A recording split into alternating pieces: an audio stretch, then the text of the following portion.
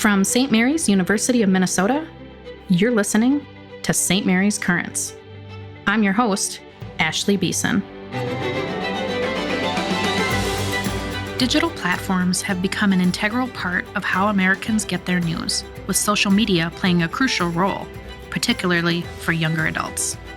According to Pew Research Center, just over half of U.S. adults say that they at least sometimes get news from social media, and about a third of U.S. adults say they regularly get news, specifically on platforms like Facebook and YouTube. Another tech billionaire, Mark Zuckerberg, is adjusting his company's political posture. Hey everyone, it's time to get back to our roots around free expression on Facebook and Instagram. In January, NPR reported that Meta announced changes to how it handles content moderation, effectively ending third-party fact-checking on its platforms, Facebook, Instagram, and Threads, with the goal of moving to a more user-based system. The fact-check program was created to help limit the spread of falsehoods on its platforms, but it's become a target of conservative claims of censorship. Today, we're joined by Dean Beckman, Associate Professor and Chair of the Business and Communication Department here at St. Mary's. As platforms like Facebook, YouTube, TikTok, and X increasingly shape how we consume news, Dean talks about the impact of these changes on public trust in the news, the responsibility of social media giants in moderating content on their platforms, and how we as users can be more ethical in our engagement with social media and news online.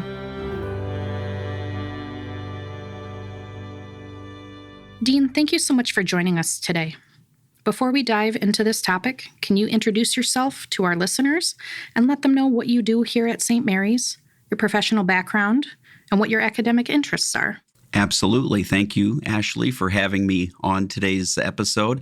I'm the chair of the Business and Communication Department at St. Mary's. I've been at St. Mary's for 24 years. I started in 2001 as an assistant professor, was promoted to associate professor, and now I'm a chair of the Business and Communication Department, and I teach on the communication side, so the public relations and digital media major. And I also serve as the university's faculty athletics representative. That's not a very well-known area, but that's every NCAA school that has athletic teams has to have a faculty athletics representative, which serves as a liaison between academics and athletics. So that's an extra but very fun part of my position.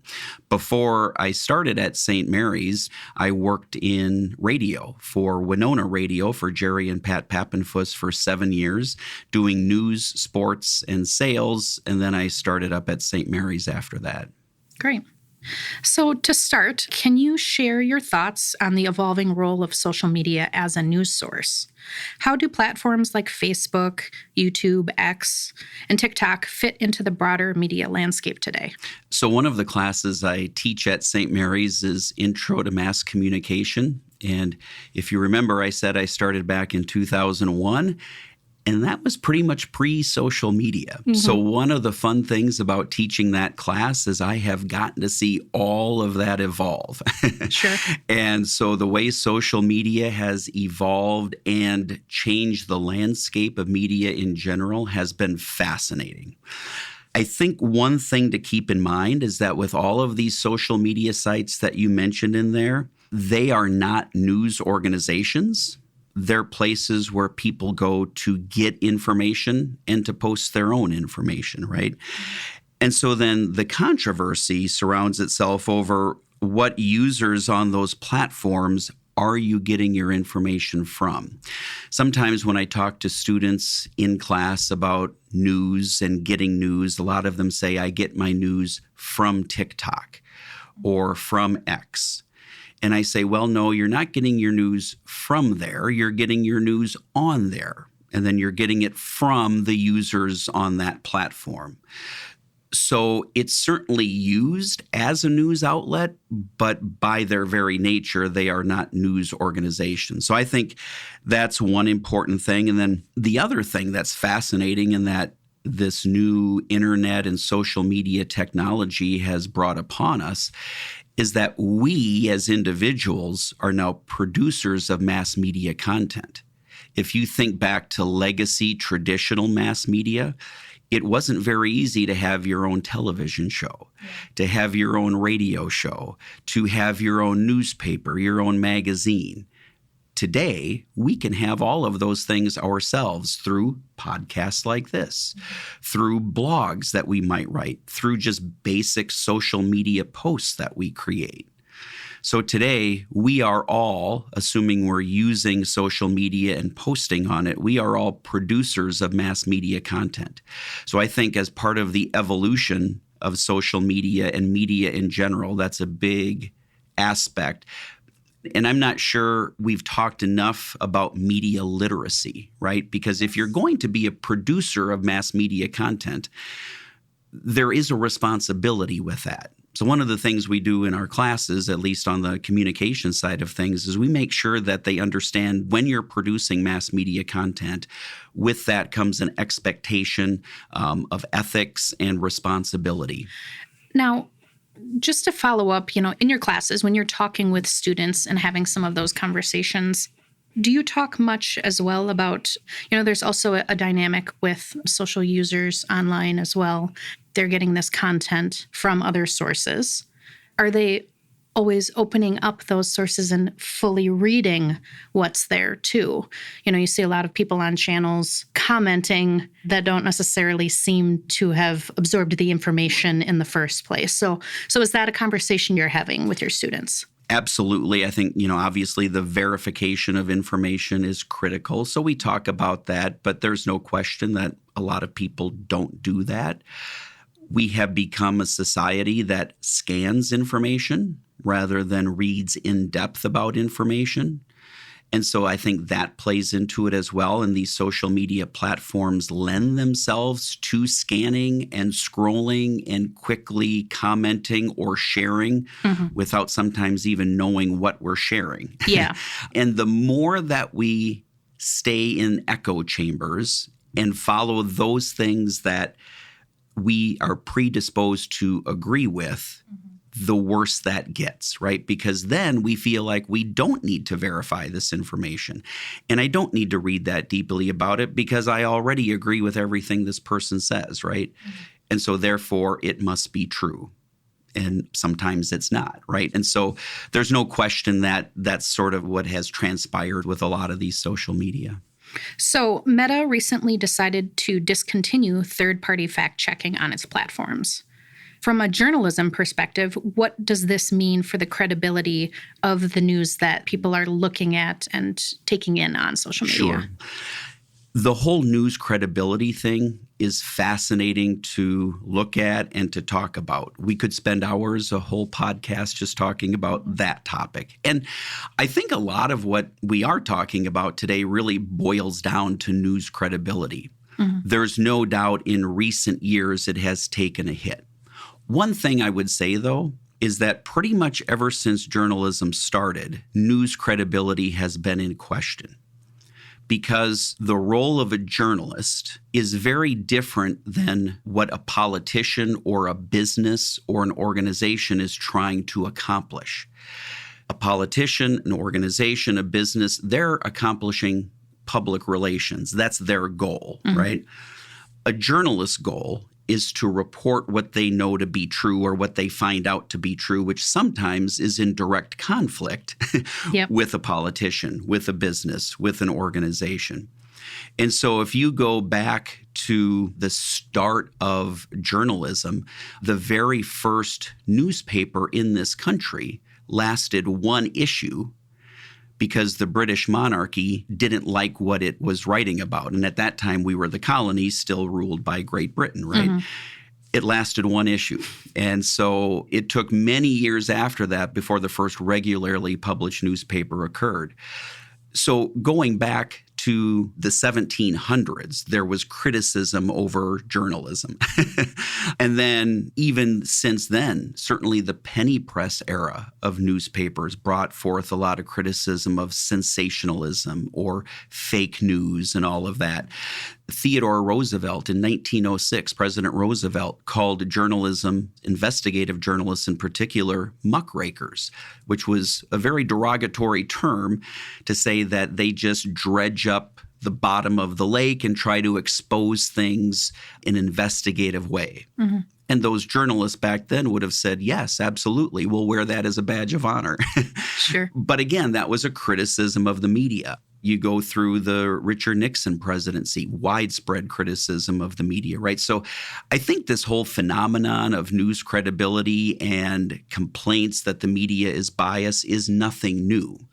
But I go back to the First Amendment to the Constitution, right? We have freedom of the press in that, so that there would be a divide between the news media's ability to report what it knows to be true and that of the power of those in charge, whether that be government, business, whatever. From its very start, journalism in this country was meant to be a watchdog over those in power. And those in power don't always like that. Yeah. And they don't want that because it's in direct conflict with their goals. I think the difference today is now, since we're all producers of mass media content, we don't want our content looked at critically. And when fact checkers do that, all of a sudden we get up in arms because how dare you question me on this, right? So I think while it's not a new phenomenon, I think we're just seeing a wider spread usage of it. So as someone who's educating the next generation of media professionals, what trends are you seeing in how brands and organizations and businesses navigate social media's kind of now dual role as both a marketing tool, but also as that platform for news? It is a conundrum for businesses, for brands who are trying to get their message out. Digital advertising is the biggest way marketers do that today. It has surpassed all other media spending as far as advertising is concerned.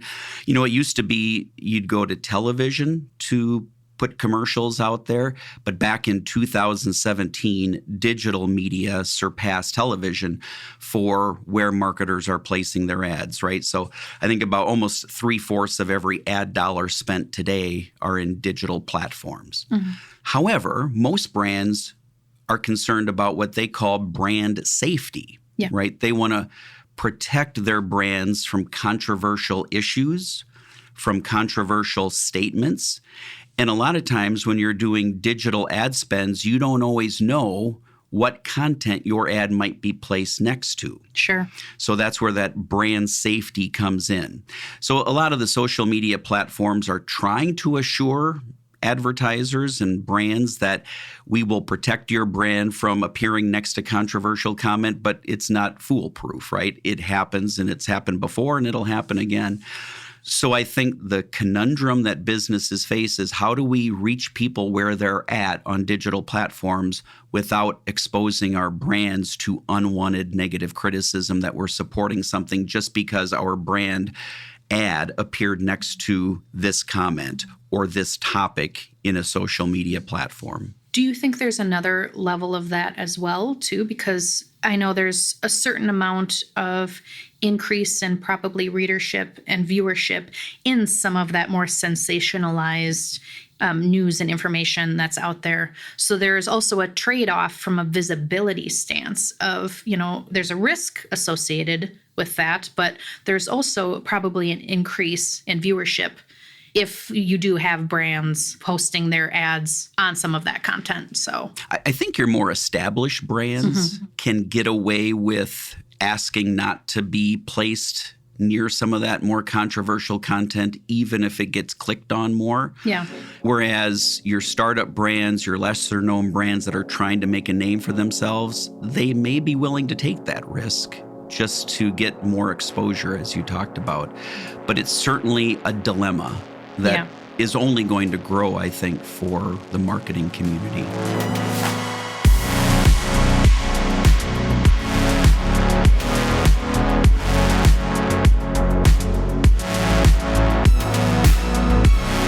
We'll be right back in a minute.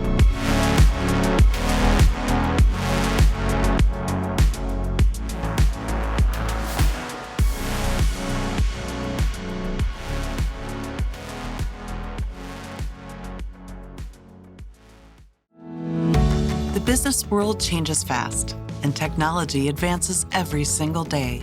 In these evolving fields, you need a skill set that not only keeps up with your career goals and busy life, but also gets you ahead. At St. Mary's University of Minnesota, our flexible programs can help you do just that. The School of Business and Technology offers bachelor's, degree completion, master's, and doctoral degrees for whatever career level and life stage you're in. Explore our programs in analytics, management, leadership, advanced technology, and more. At St. Mary's, you'll learn how to become a leader who ensures that business and tech are led with ethics and principles to ensure opportunities for all. Here, students learn to do good and lead great. Join us by visiting smumn.edu. St. Mary's University of Minnesota, because of you.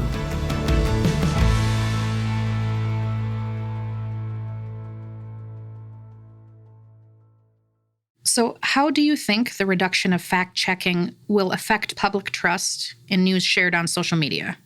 Do you believe that we'll see a shift in how people perceive social media as that platform for how they collect their news?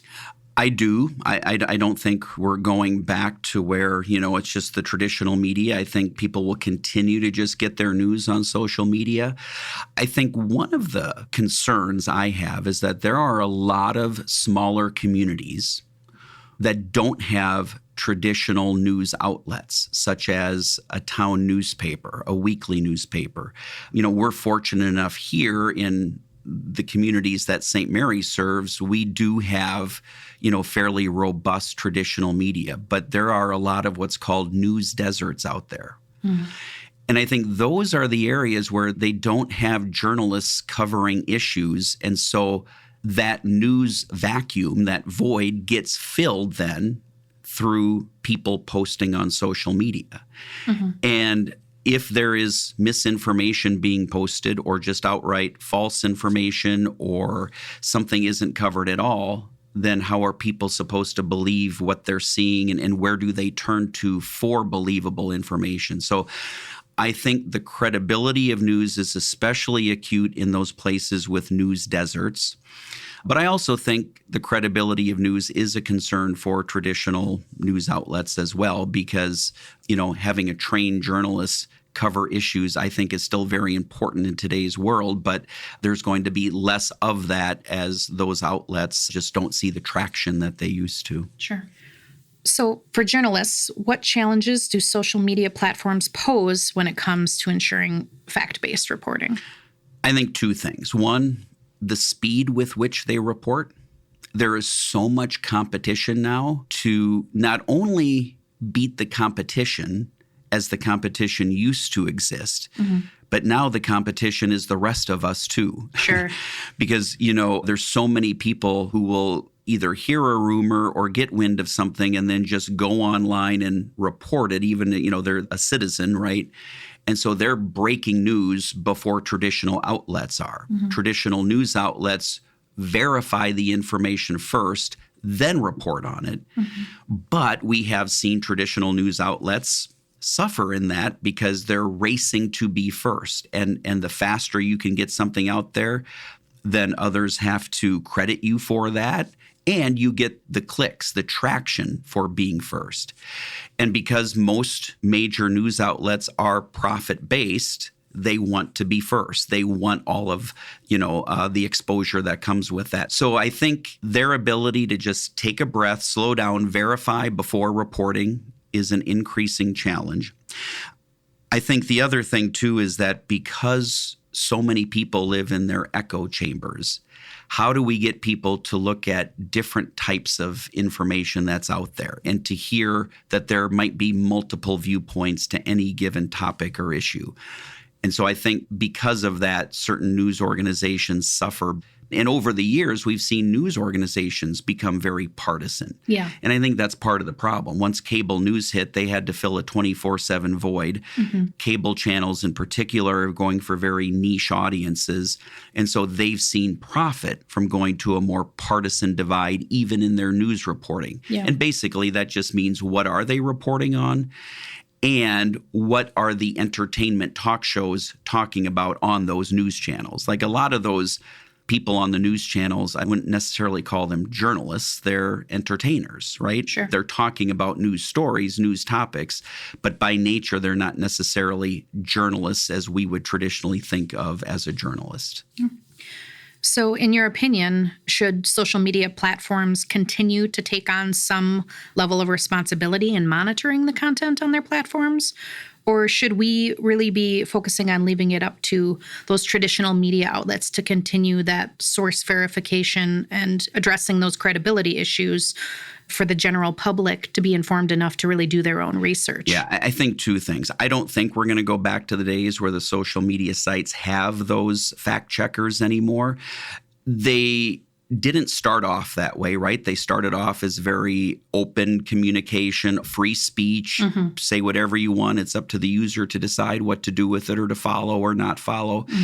Then they went to the fact-checking model. That came with it some criticism recently, especially. And so I just don't think now that they're going away from that again, I don't think we're going to get back to that day. Yeah. So I think it's going to be up to the traditional news organizations to provide as much of that as they can and to try to get the word out there about, you know, what's happening in the world and what the different viewpoints are, and hope that people pay attention to that. But it's also, as you said toward the end there, it's going to be up to all of us. Yeah. We are going to have to police it ourselves. And that's where the community notes comes in. And I've seen on a lot of these social media sites, some community notes are quite good. Yeah. Like at times, it does a pretty good job of policing itself, but not all the time, right? And I also think that was part of the problem with the fact checkers. Some of the criticism is they would only fact check some things and not others, but you're going to find the same criticism, I think, with the community notes. Yeah. So the bottom line is we will have to be better consumers of information. We're going to have to understand who's providing the information. And the big thing with the providing of the information is, what is their motivation? Sure. Once we understand their motivation, what is the agenda? What is the purpose for saying the comment or their belief or their opinion or sharing the piece of information that they're sharing? What is their motivation? What do they get out of it? Does it push a certain agenda? Is there something monetary that they get out of sharing the information or commenting on it? And then deciding for ourselves, is this legitimate? Is this something I value, I find credible? We have to do more of that. That's going to take an educated public, a media literate public, and hopefully we're on our way to that. But it is, I think, where we're headed. So what can we as users do to really ensure that we're engaging ethically with the news content on these platforms? And what are maybe some of the risks in us associating and absorbing some of that unverified or sensationalized news? I think, well, the risks are that we share it. Yeah. Right? And then the more something gets amplified, the more true it becomes. Yeah. Even if it's not. And so the truth oftentimes is in the perception of the truth. If enough people say it, and they say it often enough, and it gets shared and amplified and perpetuated, it becomes the truth, right? Yeah. And so I think as users then, we have to look to as many sources as possible for information, right? Get out of our echo chambers and see what others are saying on certain topics. To do that, though, it takes a good faith effort. Yeah. We have to admit that we're doing those things, that we're in an echo chamber, and that there might be another viewpoint that I haven't heard yet. And then we have to be willing to read about that viewpoint or listen to it or watch it. And that's part of the divide in the country right now. I just don't think enough of us are willing to do that on a regular basis on enough topics. One thing I would say, one of the classes I teach once every 4 years, it's a freshman class called Communication in American Political Elections. And I've taught it 3 times now. I taught it in 2016 during that presidential election cycle, 2020 and 2024. There wasn't one time where we had an uncomfortable moment in class. Wow. What that tells me, and part of what I would say on the first day of class is we need to be comfortable with each other. We need to be comfortable that we're going to have different viewpoints in here and that we need to listen to each other and respect each other's viewpoints. And through 3 different presidential cycles, we have not had one problem yet in that class. I've had faculty say, "You're going to teach that class? Like, what are you thinking?" Right? Yeah. But it's been fine. So what it tells me is that people are willing to hear other viewpoints and comfortable sharing their viewpoints. One of the things I had them do in this past election cycle was to analyze one of the debates. Yeah. The debate between Kamala Harris and Donald Trump. And what I found when I graded that analysis is, I think out of the 23 students I had in the class, 20 of them I could not have told you from grading their analysis of that debate who they were thinking about voting for. Mm-hmm. They were very fair, they were very objective, and I thought they had reasonable assessments and analysis of that debate, right? And the 3 where I thought, okay, that's probably fairly partisan, I thought they still had good assessments and analysis of the debate. They maybe just were a little too obvious in who they might have been leaning towards. So my point is, I think there is hope. Like, I do think people can do it. We just need to recognize what's happening and what some of the solutions are. But, with social media, new platforms will start popping up. It's only going to get more and more where we're producers, not just consumers of media content. So we just have to be more aware of what we're consuming, why we're consuming it, and how we share it out. So looking ahead, what do you see as the next big challenge or opportunity for the relationship between social media and journalism and marketing? How can universities like St. Mary's help prepare students to navigate this evolving media landscape? I think the best way to do it is to increase media literacy.